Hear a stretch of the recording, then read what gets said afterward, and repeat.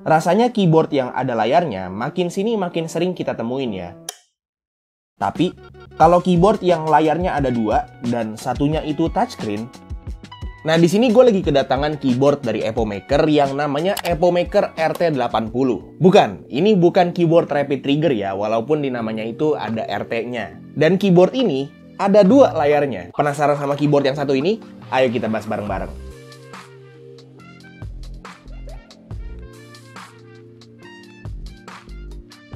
Halo semuanya, ketemu lagi sama gue Tommy, dan di video ini gue lagi mau bahas keyboard baru dari Epomaker lagi, yaitu Epomaker RT80. Secara overview, keyboard ini adalah keyboard wireless berlayout 75% unorthodox dan punya 2 layar yang bisa kita program via softwarenya. Secara paket pembelian juga cukup lengkap, karena selain dapat keyboardnya dan dongle wireless yang ditaruh di kompartemen khusus, kalian juga bakal dapat 2-in-1 switch and keycap puller, dapat kabel Type-C yang udah bagus, dapat extra keycaps, dapat extra switch, dan dapat layar tambahan juga.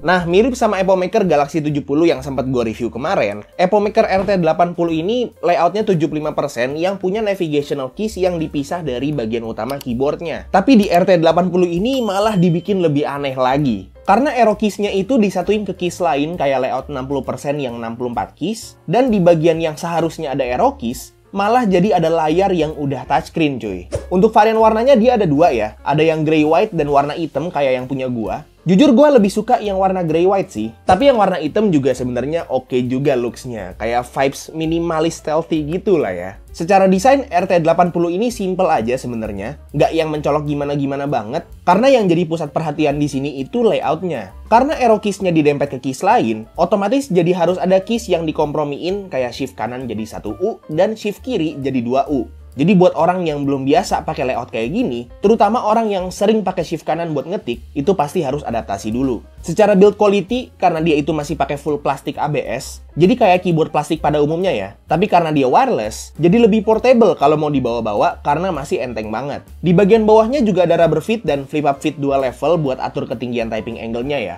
Untuk keycaps-nya di sini Epomaker RT80 pakai cherry profile PBT double shot yang secara legending lumayan oke, tapi lagi-lagi ada kesalahan di printing legends-nya di mana tombol shift kiri dan kanan itu offside ke atas cuy. Buat orang yang nggak notice sih harusnya aman aja ya. Tapi kalau buat orang kayak gue yang udah ngeliat banyak keyboard dan keycaps, hal kecil kayak gini tuh agak ngeganggu sih. Untuk switch-nya dia pakai Epomaker Wisteria yang sebelumnya udah pernah gue coba juga. Dia linear dan udah factory loop, jadi udah cukup enak secara bawaan untuk dipakai ngetik. Dan untuk stabilizers-nya dia pakai plate mount yang udah factory loop juga. Cukup konsisten juga untuk looping-nya, jadi udah lumayan bebas rattle dan ticking di keys-keys panjangnya. Untuk koneksinya seperti yang gue bilang tadi juga, dia itu triple mount connection yang artinya dia bisa dipakai secara wired pakai kabel biasa, bisa dipakai wireless pakai dongle, sama bisa Bluetooth juga. Nah, yang jadi highlight dan juga primadona dari keyboard yang satu ini itu layarnya yang ada 2, khususnya layar gede di bagian kanan keyboardnya. Karena ini layarnya yang pertama gede banget ya. Dan yang kedua, dia itu touchscreen dan bisa dioperasiin kayak semacam macro pad gitu. Secara default, dia ada fitur kayak naik turunin volume sama snipping tool buat screenshot layar kalian. Nah, kebetulan di menu layarnya ini ada bagian blanknya yang ternyata bisa kita isi sendiri dengan aplikasi-aplikasi yang kita mau lewat softwarenya. Tapi setelah gua coba, sepertinya ini masih butuh update ya. Karena setelah gua load aplikasinya, nggak bisa dibuka dari si layarnya, malah cuma jadi pajangan aja. Selain itu, di bawah layar gedenya ada 3 tombol fisik yang berfungsi secara default untuk jadi media keys yang bisa dipakai kalau kita itu emang misalnya lagi nonton YouTube atau Netflix gitu ya.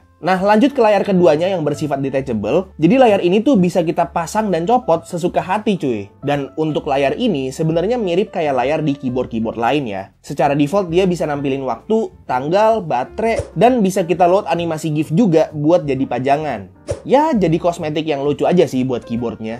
Dan semua ini bisa diakses via software dedicated dari Epomaker-nya yang ada buat Windows dan macOS. Jadi otomatis keyboard ini nggak cuma bisa dipakai di Windows aja, tapi bisa dipakai di Mac juga, karena dia itu ada Mac mode-nya dan softwarenya udah kompatibel buat macOS juga. Nah, keyboardnya sempat gue bongkar juga, dia sistem bongkarnya masih harus pakai pry tool gitu ya, jadi masih agak ribet. Dan pas udah kebuka pun masih harus hati-hati banget, karena usut punya usut, keyboard yang layarnya banyak, modul mainboardnya juga banyak. Jadi harus dicopot-copotin dulu nih kabel-kabelnya, dan begitu udah copot kabelnya semua, bisa dilihat kalau dampening medianya udah cukup lengkap ya. Untuk PCB-nya dia itu south facing, hot swap, dan RGB juga, dan untuk plate-nya itu pakai bahan polikarbonat yang udah flex cut. Di bottom case-nya juga ada baterai untuk koneksi wireless-nya yang punya kapasitas 5000 mAh, jadi cukup gede ya untuk baterainya. Untuk mounting sistemnya dia pakai gasket mount standar dengan silicone gaskets, tapi jujur aja khusus di yang RT80 ini, typing feel-nya berasa agak stiff sih. Mungkin karena space di case-nya kurang gede dan foam-nya kebanyakan ya, jadi kurang ruang buat ngasih typing feel yang lebih soft ataupun bouncy. Oke, jadi itu dia untuk fitur, desain, dan juga bagian internal dari Epomaker RT80 ini. Sekarang ini dia typing testnya.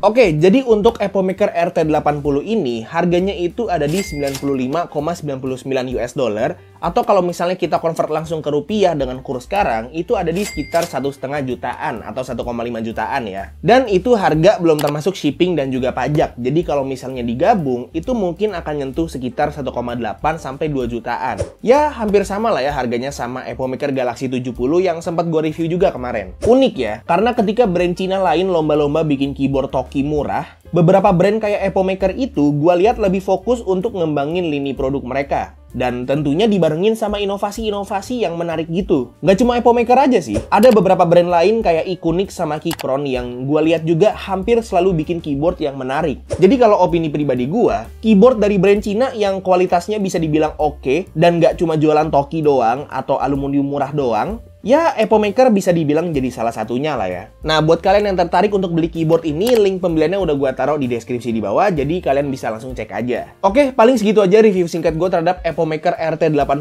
Semoga video ini bermanfaat buat kalian semua, dan semoga seenggaknya salah satu dari kalian itu bisa keracunan dan beli keyboard ini karena gue. Kalau misalnya kalian suka videonya, silahkan like dan kasih tau ke teman-teman kalian, dan kalau misalnya kalian gak suka videonya, silahkan kasih tau ke gue. Jangan lupa untuk subscribe supaya kalian gak kelewatan video gue yang selanjutnya, dan jangan lupa juga untuk follow semua sosial media gue yang udah gue taruh di deskripsi di bawah. Itu aja untuk videonya. Sekali lagi thank you banget yang udah nonton dari awal sampai akhir. It's been a Tommy, and as always, peace out.